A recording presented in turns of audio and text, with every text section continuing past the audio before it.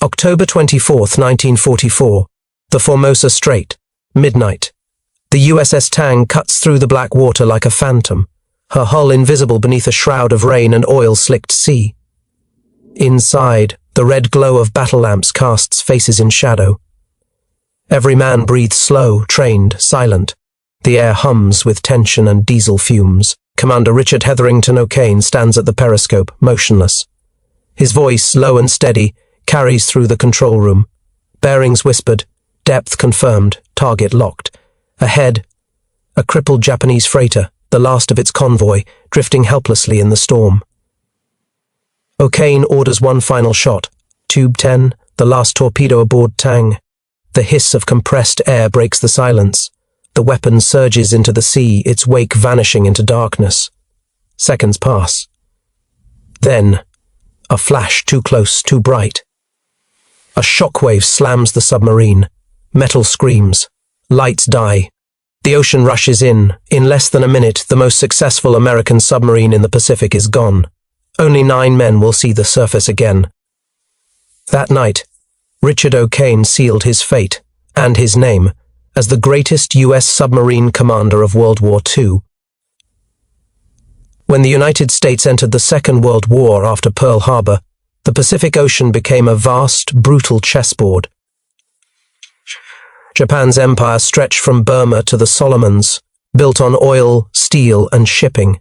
The American Navy, reeling from the December 1941 catastrophe, was forced to strike back not with fleets, but with shadows. Submarines became the weapon of necessity. In 1942, the U.S. submarine force represented barely 2% of the Navy's manpower, yet it would ultimately destroy over half of Japan's merchant fleet. The men who sailed these steel coffins fought alone, unseen, without air cover or rescue. Their enemies were the ocean, the Japanese Navy, and their own fragile machines. Early in the war, the odds were grim. American torpedoes, the Mark 14s, were disastrously unreliable. They ran too deep, failed to detonate, or worse, circled back toward their own subs. Dozens of crews died, not in battle, but from mechanical betrayal. Frustration turned to fury as reports of duds and self-inflicted losses reached Pearl Harbor. By mid-1943, lessons came hard and bloody. Commanders like Dudley Mush Morton aboard the USS Wahoo began rewriting the rules of submarine warfare. Morton defied traditional tactics, attacking on the surface at night, firing point-blank salvos into convoys. His executive officer, a quiet, calculating officer named Richard O'Kane, absorbed everything. O'Kane studied patterns like a scientist, enemy formations, sonar intervals, escort behavior. He learned to trust intuition over manuals, timing over luck. The sea, he understood, rewarded nerve and punished hesitation. Under Morton's mentorship, he mastered both aggression and restraint, the art of hitting hard and vanishing faster. By late 1943, the balance of the undersea war was shifting. American industrial might had caught up. Torpedo defects were being corrected, radar refined, sonar calibrated. Each patrol honed experience into doctrine, and amid this transformation, O'Kane's precision began to stand out. When the USS Wahoo was lost in October 1943, O'Kane was ashore, spared by circumstance. Morton and his crew vanished without trace near La Perouse Strait. For O'Kane, survival carried a burden. He had learned from the finest, but the Pacific demanded constant payment in lives. The Navy, recognizing both his intellect and audacity, gave him command of a new boat, USS Tang SS-306. Launched in August 1943, Tang was among the most advanced Ballot-class submarines ever built, faster, deeper diving, equipped with radar systems that extended vision beyond darkness. She embodied everything learned from 2 years of failure and sacrifice. But machines were only half the equation. The other half was leadership, and O'Kane's was unlike any other. He ran drills until the crew operated like muscle memory, every man understanding that one mistake could mean annihilation. He was demanding but never detached. His calm under pressure was absolute. When Tang departed Pearl Harbor for her first war patrol in January 1944, the Pacific campaign had entered its decisive phase. The Allies were advancing across the Central Pacific, seizing atolls and airfields. But Japan still possessed a vast merchant network feeding its war machine, and O'Kane intended to strangle it. Every successful submarine commander needed a philosophy. Morton's was aggression. Dealey's was daring. O'Kane's was precision. He believed every attack should be clean. One pass, one strike, one confirmed kill. No waste, no hesitation. By his second patrol, Tang had already sunk over 10 ships, cutting deep into Japan's supply lines between Truk and the Marianas. O'Kane's reports became required reading for new commanders. His tone was factual, never boastful, the mark of a man who measured himself not in words, but results. And yet, beneath the professionalism, there was something almost personal in O'Kane's war. His letters home spoke little of heroism, more of the men he led. They deserve every ounce of luck and skill I can give them. To him, success was survival measured in seconds.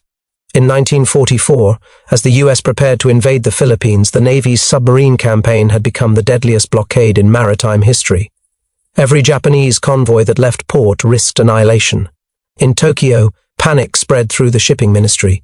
In Pearl Harbor, one name began circulating quietly among commanders: Richard O'Kane, the man who turned silence into strategy. Tang's next mission would test everything he'd learned. USS Tang entered active service at the height of the Pacific submarine campaign's evolution. Commissioned on October 15, 1943, at Mare Island Naval Shipyard, she represented the perfection of the Balo-class design, a 312-foot Predator forged from 2 years of hard lessons. Her steel pressure hull allowed dives beyond 400 feet. Her engines could drive her to nearly 21 knots surfaced. But her greatest weapon was invisibility, radar and sonar systems that let her hunt through darkness and storm alike. When Richard O'Kane assumed command, he transformed Tang into an extension of himself. Every system was tuned, every man drilled until reflex replaced thought. He demanded silence, efficiency, and discipline, but never ruled through fear. He led from the control room, not the wardroom.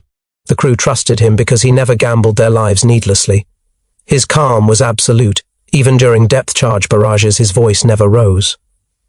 O'Kane understood that technology alone could not win the undersea war. Japan's convoys were evolving. Armed escorts, sonar-equipped destroyers, aerial patrols sweeping shipping lanes. Each attack required judgment bordering on instinct. He believed in striking from the surface at night, using the boat's silhouette and darkness to close within pistol-shot range. It was audacious, but it worked. By 1944, his methods were shaping a new era of submarine warfare. He pioneered radar plotting, reading convoy movements through electronic echoes and predicting enemy maneuvers before sighting them. The result was surgical. Convoys were not ambushed by luck. They were dismantled by design. While other commanders focused on tonnage, O'Kane focused on results that crippled logistics. Tankers, transports, ammunition ships, the arteries of Japan's war effort, were his targets. Each sinking meant factories starved of fuel, troops stranded, offensives delayed. His war was mathematical, precise destruction for maximum impact. But beneath the mechanical precision, life aboard Tang remained brutally human. Patrols lasted up to 2 months. The air grew stale, humidity soaked every surface, tempers frayed in silence. The smell of diesel, sweat, and steel never left. Men slept beside torpedoes and machinery, listening to the low hum of engines, their heartbeat of survival. When Tang returned from her first patrol in February 1944, she had sunk 5 enemy ships. Her second and third patrols amplified that record. 9 more confirmed kills.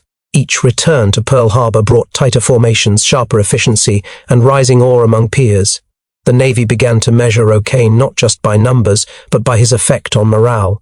Crews rotated from his boat into others, carrying with them his methods, turning the entire Pacific submarine fleet into a sharper, deadlier force. By the middle of 1944, US submarines were no longer hunters of opportunity.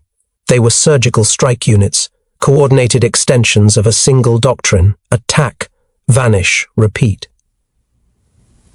At this point in the war, Japan's merchant fleet was collapsing. In 1941, it had numbered more than 6 million tons. By the summer of 1944, barely half remained afloat. Submarines like Tang, Flasher, and Harder made sure replacements never reached the front. Every month, fewer convoys left port, more troops went hungry. O'Kane's 4th Patrol, in June 1944, was a masterpiece of controlled aggression. Operating near the Yellow Sea, Tang destroyed convoys under the nose of Japanese patrol aircraft. At one point, O'Kane executed an attack so close to enemy ships that his periscope was nearly rammed by an escort. Yet the Tang escaped, leaving 4 burning hulls behind. His confidence grew, not arrogance, but certainty of skill. In August, he received new orders: patrol the Formosa Strait, one of the most dangerous shipping lanes in Asia. Japanese reinforcements and fuel supplies were being funneled through it to support the defense of the Philippines. The mission was critical and terminally risky. Before departure, O'Kane wrote a simple note to his wife: "I have the finest crew in the fleet. We will do our job." There was no sentiment, only resolve. The men who boarded Tang that day knew this would be the defining patrol, the culmination of everything they had trained for. By October 1944, as the Battle of Leyte Gulf erupted across the Pacific, Tang was already there, silent, waiting, hunting among convoys steaming for the Japanese front.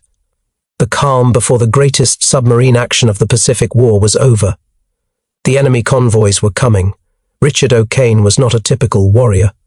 He lacked a theatrical aggression of Mush Morton or the swagger of Commander Dealey. His authority came not from volume but from precision. He understood that beneath the surface of the Pacific, leadership meant psychology, not rhetoric.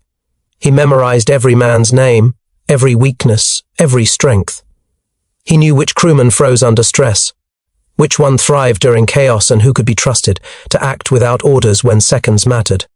During attack runs, he stood beside his helmsman, one hand on the periscope, the other steady on the chart table. His calm was a weapon. In the claustrophobic metal hull, fear was contagious, but so was composure. Crewmen later said his voice could cut through panic like a knife through static. He never barked, he never cursed. His tone, quiet, surgical, carried absolute command. That steadiness became Tang's identity. Under O'Kane, no one shouted over explosions. No one fumbled under depth charge barrages. They worked in silence, guided by a commander who treated warfare as a science of survival. When he awarded promotions, he did it privately. When he mourned losses, he did so without words. The crew's loyalty was absolute, born not of fear but of shared trust, the understanding that their captain would risk everything for them. Beneath the surface, in the confined pressure hull, O'Kane's leadership wasn't charisma. It was clarity, the one currency that kept men alive when oxygen thinned and steel groaned under pressure. O'Kane's methods redefined undersea warfare. Submarine combat in 1942 was still cautious. Commanders fired from long distances, relying on periscopes and guesswork. O'Kane eliminated hesitation. He brought the attack to point-blank range, surfacing at night to cut directly into the heart of Japanese convoys. The logic was cold. The closer the range, the smaller the margin for error. The Japanese expected subs to strike from the depths, not from the black horizon on the surface. O'Kane used that assumption as his shield. He introduced a pattern of approach now taught as doctrine: high-speed surface runs, radar tracking, and split-second firing sequences. He called it controlled aggression. Tang would attack, fire, dive, and reposition, all before the enemy could react. During his 4th patrol, he perfected the tactic. On June 24, 1944, near the Yellow Sea, Tang intercepted a heavily guarded convoy. Instead of diving, O'Kane charged directly through the formation on the surface, torpedoes exploding from both sides. In 5 minutes, 4 ships were burning and Tang was gone, vanished beneath the waves before the Japanese could fix a bearing. It wasn't luck.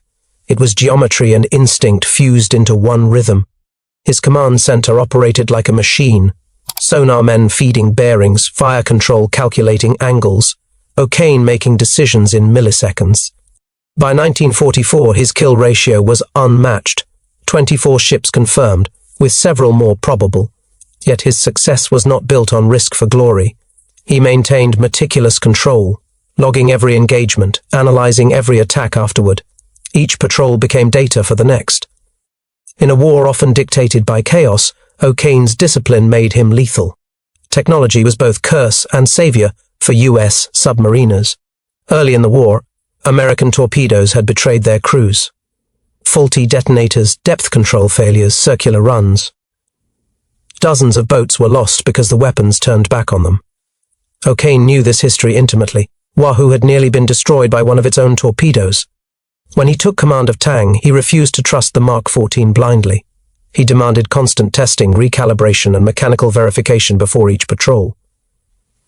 His insistence on engineering precision prevented multiple potential disasters. He worked with his torpedo officers to adjust firing depth manually, counteracting factory flaws with field ingenuity. But O'Kane also embraced new tools: radar, sonar, and electronic fire control systems that gave his crew near-supernatural awareness in darkness. Tang's SJ radar could detect ships at over 8 miles. Its ST radar allowed accurate periscope targeting in total blackness.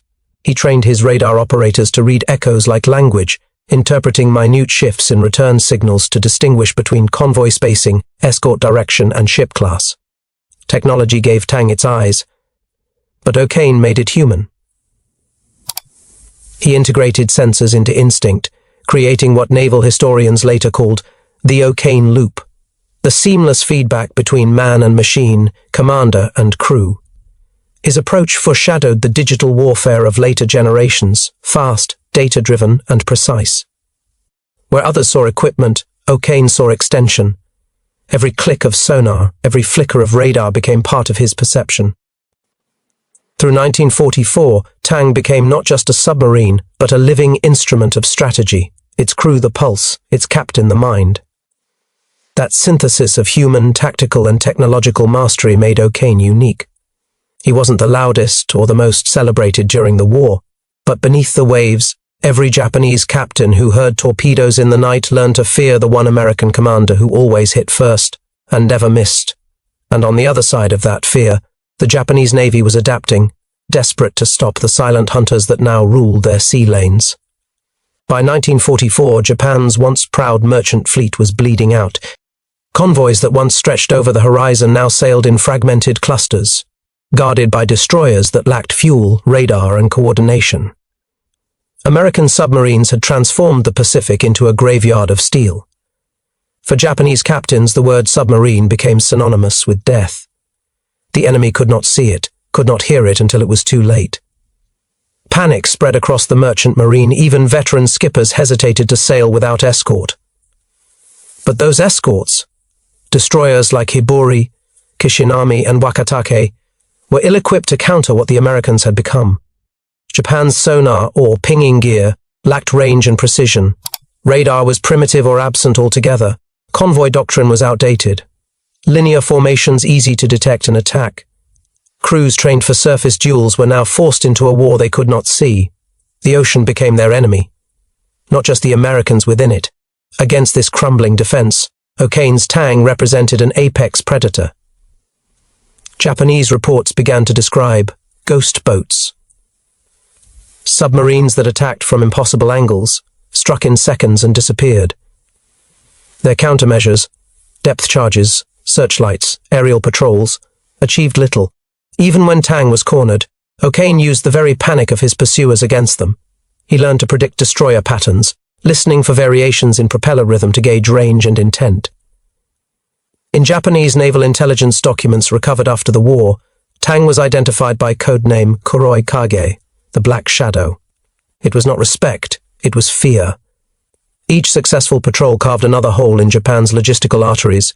Each vanished convoy brought the home islands closer to starvation. By late 1944, Imperial Command knew the truth. The sea itself no longer belonged to them. Submarine warfare in the Pacific carried a moral weight unlike any other. There was no surrender under the sea, no survivors plucked from wreckage. Attacks were often sudden, merciless, and silent. For O'Kane, the ethics of this war were not abstractions. They were reality pressed into every patrol report he filed. He never gloated over tonnage. His war diaries are clinical, almost sterile. Fired 4 torpedoes, 2 hits, ship broke in 2. But beneath those entries lay an awareness of consequence. Each ship carried hundreds of men. He knew it. His decision to fire was a calculated death sentence, necessary but never casual. In public, the Navy celebrated sinkings with ceremony. O'Kane remained detached from such theatre. He called the submarine campaign an execution of logistics. He viewed himself as a surgeon removing the lifelines of an empire, not a killer seeking vengeance. Yet the moral toll was inescapable. Submarine men faced guilt as a constant companion.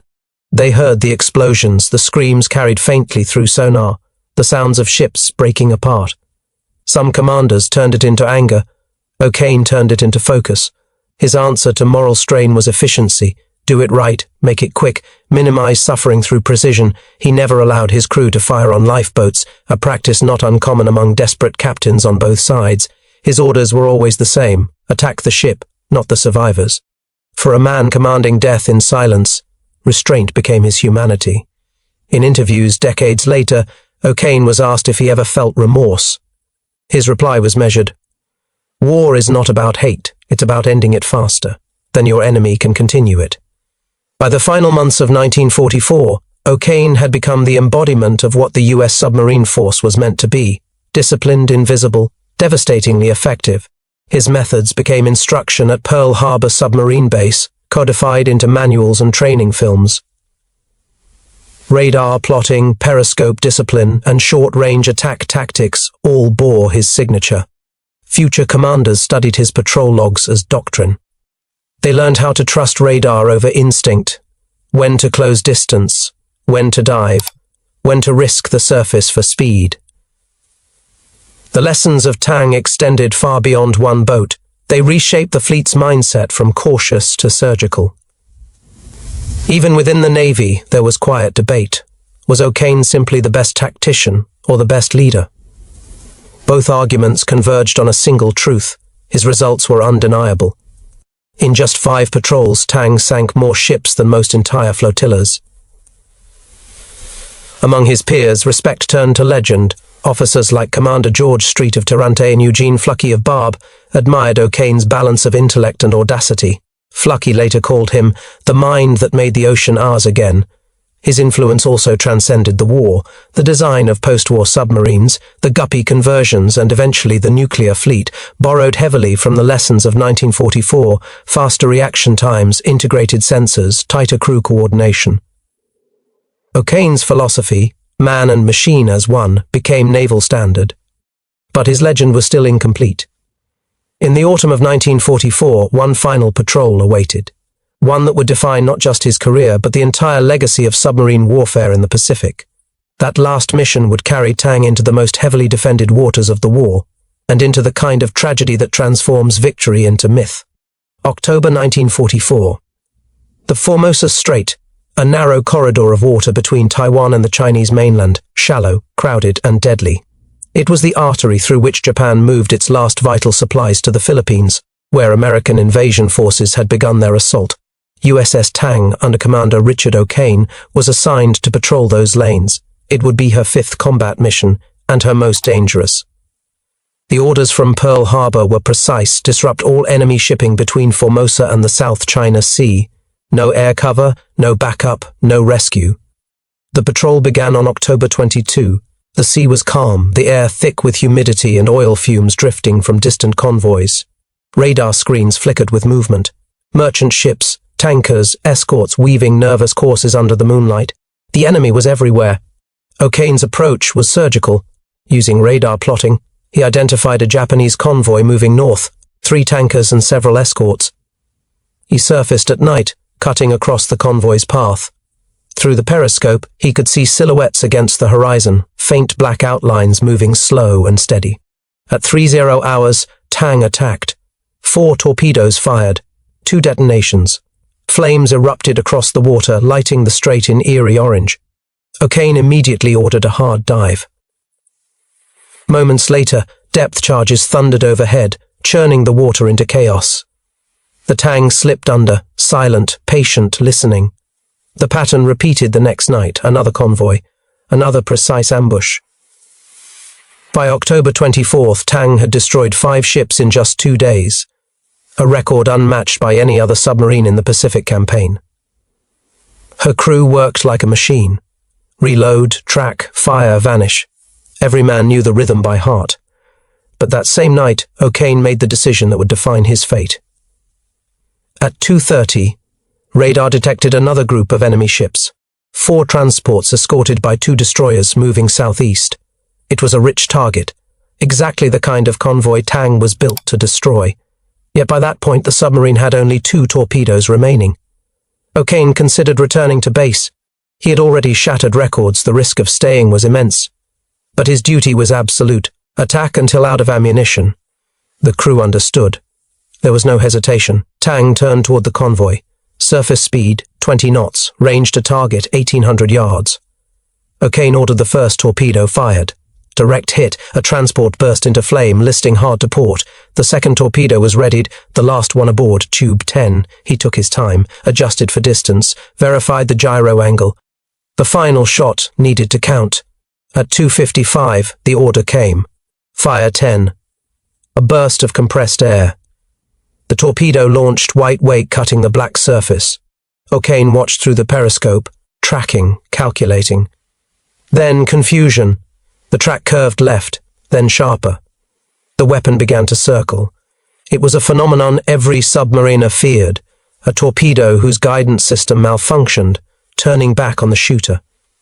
The Mark 18 electric torpedo was new, temperamental, prone to steering faults under certain magnetic conditions. O'Kane had experienced near misses before, but this one was closing fast. He gave the order instantly, all engines ahead full, hard right rudder. The Tang leapt forward, engines roaring. Crewmen felt the lurch, understood instantly what had gone wrong. Some shouted, others held breath. In that instant, 65 men stared into invisible death. 12 seconds later, the torpedo struck the Tang's stern. The explosion ripped through the aft compartments, flooding them instantly. The shockwave hurled men against steel, shattered gauges, killed light and sound in one deafening instant. The submarine pitched upward, then sank stern first into blackness. In the control room, O'Kane and several crewmen fought to seal compartments and slow the flooding. But the sea was faster. The pressure rose, bulkheads buckled, water forced through every seam. Within a minute, the boat was sliding beneath the surface. Those who survived the blast found themselves in total darkness, waist-deep in freezing seawater. O'Kane ordered the remaining crew to the forward escape trunk. Men moved by touch alone, dragging wounded comrades, knowing there was almost no chance of survival. At a depth of around 180 feet, they began the desperate escape, using the Momsen lung, an early rebreathing device designed for exactly this nightmare. 9 men made it out before the pressure became lethal. They reached the surface hours later, scattered across the sea, surrounded by burning wreckage. The rest, 78 men, were gone. O'Kane was pulled from the water by a Japanese destroyer, one of the very ships his Tang had been hunting. He had become a prisoner of the enemy he had devastated. The most successful submarine commander in the Pacific now faced his war from a cage. The explosion that destroyed USS Tang in the early hours of October 25, 1944, ended one of the most effective combat patrols in naval history.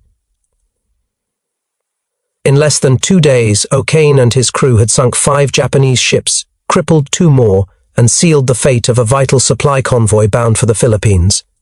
Yet now, in a twist that mirrored the torpedo's cruel arc, the hunter had become the hunted. Sea calmed after the blast. Debris floated in oil-slicked silence, burned paper, fragments of uniforms, a section of shattered hull plating.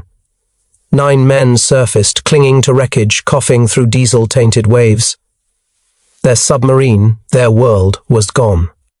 The Japanese destroyer Kishinami, part of the convoy's escort, circled cautiously through the wreckage. Searchlights swept the sea, catching the survivors in their beams. Within an hour they were hauled aboard, half-drowned, battered and stunned into silence. O'Kane, still bleeding from a head wound, stood among them. The irony was unbearable. The man who had sent dozens of Japanese ships to the bottom now stood on the deck of one, his command destroyed by his own weapon. He was interrogated immediately. Japanese officers demanded to know how many ships he had sunk, what radar systems his boat carried, how many submarines remained in the area. O'Kane gave nothing. His responses were measured, restrained, the same calm he had carried in battle. "I am a prisoner of war," he said simply. Men were beaten during interrogations, denied food and water for days. Several died in transit. At the camp near Takao, O'Kane was separated from his men and placed in solitary confinement. His captors knew who he was. Japanese radio reports already called him the terror of the Formosa Strait. They believed killing him would avenge the destruction of their convoys. Yet orders came from higher command, keep him alive. He was too valuable for propaganda and intelligence. O'Kane endured months of imprisonment. The days were a blur of hunger, interrogation, and silence. He was stripped of rank insignia, forced to stand for hours in the sun, beaten for refusing to answer questions. He refused to break. Other prisoners later recalled that his composure never wavered, that even in chains he carried the same command presence he had aboard Tang. In January 1945, the prisoners were moved again, this time to Japan itself. Packed into a freighter's hold, O'Kane watched as Allied bombers pounded the coastline. He later described it as the sound of justice arriving slowly. He and a handful of his crew were the only Tang men left alive by war's end. While O'Kane endured captivity, Tang's legacy spread through the US Navy. Reports from intercepted Japanese communications confirmed her last patrol's devastation. 13 ships destroyed, over 30,000 tons of enemy shipping sunk in 5 missions. The submarine community whispered O'Kane's name with reverence and disbelief. No commander had ever matched his precision, and none ever would. In August 1945, Japan surrendered. When the camps were liberated, O'Kane was found emaciated but alive. His weight had dropped nearly 40 pounds. When naval officers informed him of the war's end, he simply nodded. His first request was not for food, but for the names of his surviving men. He returned to Pearl Harbor that autumn, a ghost among veterans. When he walked through the submarine base, men stopped speaking. He carried the silence of Tang with him, and those who understood the sea recognized the cost. In early 1946, the US Navy convened an inquiry into Tang's loss. The findings were unambiguous. The final torpedo had malfunctioned, performing a circular run that detonated upon the submarine's stern. O'Kane's actions after the explosion, his attempts to save his men, his discipline under impossible conditions, were cited as exemplary. He was awarded the Medal of Honor by President Harry S. Truman in March 1946. The citation read in part, "For conspicuous gallantry and intrepidity at the risk of his life above and beyond the call of duty as commanding officer of USS Tang in action against enemy Japanese shipping." O'Kane accepted the medal quietly. He spoke few words at the ceremony, only this is for my crew. The Tang would never be raised. She still rests at the bottom of the Formosa Strait, her hull crushed, her torpedo tubes empty. For the Navy, she became a monument, not of loss, but of perfection achieved at the edge of catastrophe. Richard O'Kane would live on to teach, to write, and to command again. But the image of that final night, the hiss of Tube 10 and the flash that followed, would never leave him. In silence, the ocean had taken its due, and from that silence came the legend. When the war ended, the US Navy faced the monumental task of counting what remained: ships, men, victories, and ghosts. Among the most striking tallies was the record of USS Tang. 5 patrols, 33 ships sunk, over 116,000 tons of enemy shipping destroyed. By the Navy's final accounting, no other American submarine had achieved more destruction with so few resources. Richard O'Kane's reputation moved quickly from legend to institution. Within months of his return, his methods were being taught at submarine school in New London. Every new officer studied the O'Kane firing sequence, the rapid short-range attack method that had transformed submarine warfare. The tactics were precise, mathematical, merciless, and entirely his invention. The US Navy's submarine doctrine shifted permanently after Tang. Before 1943, American commanders had followed conservative attack orders, long-distance firing, stealth before aggression. O'Kane rewrote the book. He attacked at point-blank range, sometimes under 900 yards, maneuvering his submarine like a duelist rather than a sniper. The success rate spoke for itself. By the war's close, submarines, just 2% of the fleet, had sunk over half of Japan's merchant marine. In official reports, Tang's impact on the Pacific War was clear.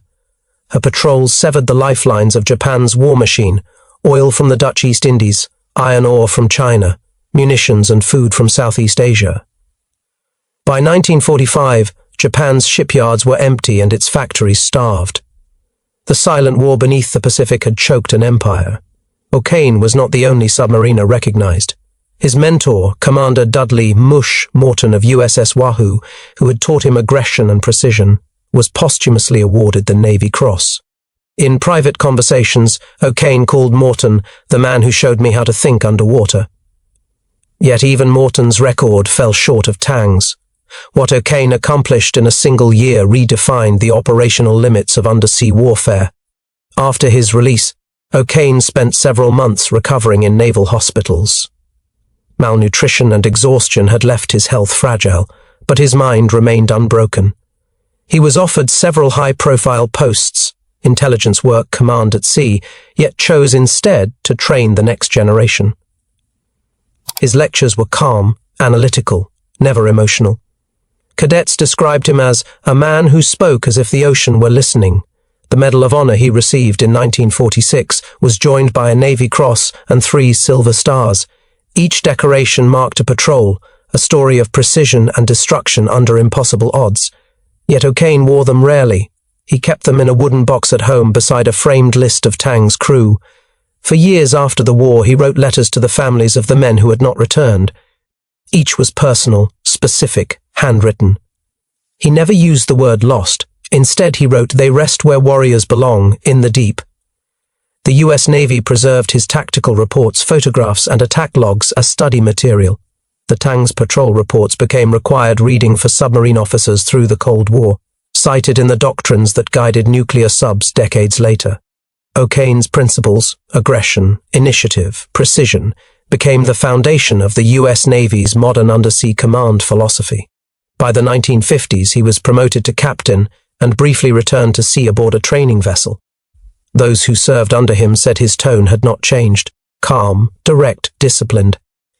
He demanded silence on watch and perfection in action. Nothing less. Yet beneath that discipline lay something else, the memory of the men still beneath the Formosa Strait. Every year on October 24th, he would rise before dawn, sit by the shore near his home in New Hampshire, and face east. He never spoke of what he saw that night. Those who knew him said he did not need to. The ocean had its own language, and he understood it perfectly. From destruction came legacy. From silence, mastery. And from the loss of Tang, a doctrine that would define American submarines for generations. The human toll of Tang's final patrol was staggering. 78 men perished beneath the waves. Victims not of enemy fire alone, but of the unforgiving machinery of war. Only 9 survived, clinging to debris and hope. Those who endured captivity in Japanese POW camps described conditions of unrelenting deprivation, starvation, forced labor, beatings, and the constant threat of execution. O'Kane's survival became a study in endurance and command under duress. Even in confinement, he maintained composure, monitored the well-being of other survivors, and refused to reveal strategic information. His restraint became a model of leadership in extremis. Prisoners often cited his calm as a lifeline, a psychological anchor amid chaos. The broader consequences of Tang's service reshaped the Pacific War's naval calculus. By late 1944, Japan's merchant fleet was hemorrhaging men and material. Fuel shortages disrupted ship movements, rationing intensified, and frontline units went undersupplied. Each sinking by O'Kane's hand accelerated the collapse of Japan's logistical network, hastening the inevitability of defeat. Naval historians quantify it, at least 116,454 tons of enemy shipping destroyed across 5 patrols, a figure unmatched by any other U.S. submarine. The psychological effect on the Japanese Navy was profound. Reports intercepted by Allied intelligence described a pervasive dread of American submarines. The codename Black Shadow for Tang became shorthand for unpredictable, lethal undersea strikes. Convoys became hesitant, convoys diverted, and morale among escort crews faltered. O'Kane had not only destroyed ships, He had destabilized the enemy's operational confidence. Meanwhile, within the US Navy, O'Kane's innovations became doctrine. His radar plotting, surface night attacks, and rapid-fire torpedo methods were codified into training curricula. New officers were drilled in what was referred to as O'Kane discipline, maintaining silence, precision, and initiative under extreme pressure. Submarines no longer operated on instinct alone. They became instruments of engineered destruction. Post-war technological lessons also carried forward. The failures of torpedoes, the risks of circular runs, and the importance of precise crew coordination informed the design of post-war submarines. Sensors, guidance systems, and internal communications all reflected lessons learned aboard Tang. In a very real sense, the tragedy of her loss catalyzed improvements that would save countless lives in the nuclear era. O'Kane's personal legacy extended beyond tactics. After retirement, he chronicled his experiences in Clear the Bridge, a detailed account of patrols, strategy, and command philosophy. The work became essential reading for military historians and naval strategists, praised for its clarity and candor. Unlike many memoirs, it was not self-aggrandizing.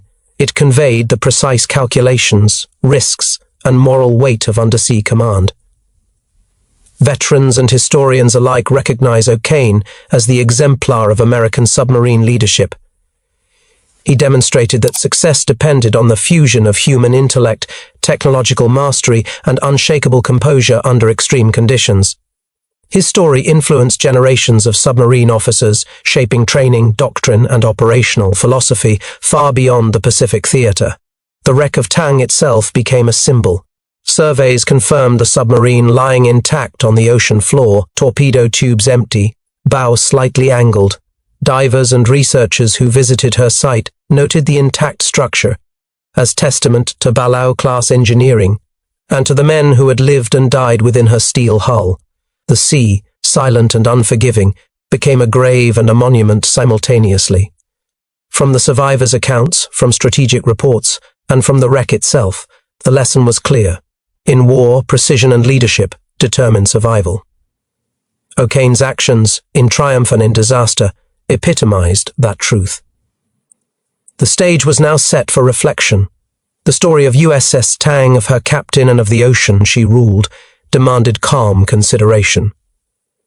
Richard O'Kane's story is not merely one of tactical genius or extraordinary courage. It is the story of human mastery over chaos, of discipline meeting technology under the relentless pressures of war. In the confined steel corridors of USS Tang, life and death were measured in seconds. Decisions had to be absolute, calculations flawless, and resolve unshakable. There was no room for hesitation, no allowance for doubt. O'Kane transformed the submarine from a shadowy hunter into a surgical weapon. His patrols in the Pacific did more than sink ships. They demonstrated that a single mind operating with precision and clarity could amplify the destructive capacity of machines beyond conventional expectations. The combination of human judgment, technological understanding, and psychological control became the blueprint for modern undersea warfare. Yet, there is also a profound lesson in vulnerability. Even the greatest commander, the most disciplined crew, and the most advanced vessel could be undone by a single failure. The misfire of a torpedo that claimed Tang. War, O'Kane's experience illustrates, is an unforgiving arena where mastery and catastrophe are inseparable neighbors. Survival is never guaranteed, and success carries a cost measured in lives, silence, and the unalterable depths. The legacy of Tang endures not only in tactical manuals or medals, but in the minds of those who study her story. It is a narrative of human endurance, of leadership defined by calm precision, and of the ocean itself, indifferent, infinite, and final. For those who follow in O'Kane's footsteps, the lessons are clear: respect the technology, trust the crew, and let judgment guide every action. Today, the wreck of Tang rests beneath the Pacific, engines silent, hull darkened by decades of salt and pressure. Her story is frozen in time, yet alive in the strategies, doctrines, and memories she inspired. O'Kane's journey, from mentorship under Morton, through triumphs and tragedy, to survival and teaching, remains a testament to the capacity of one disciplined mind to alter the course of war. The ocean took Tang, but it could not take her legacy. And through that legacy, Richard O'Kane continues to teach the world how precision, courage, and intellect can coexist amid the harshest realities of combat.